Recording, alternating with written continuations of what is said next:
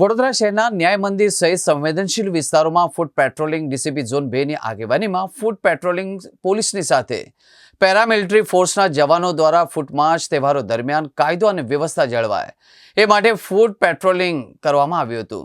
ખાસ કરીને તહેવારોની ઉજવણીમાં શહેરમાં શાંતિ જાળવવા અપીલ પણ કરવામાં આવી હતી।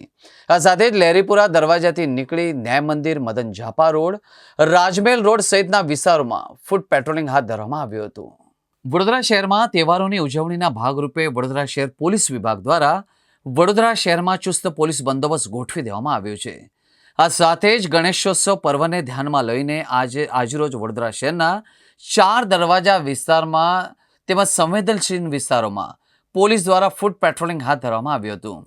પોલીસની સાથે પેરામિલિટરી ફોર્સના જવાનો પણ ફૂટ માર્ચમાં જોડાયા હતા।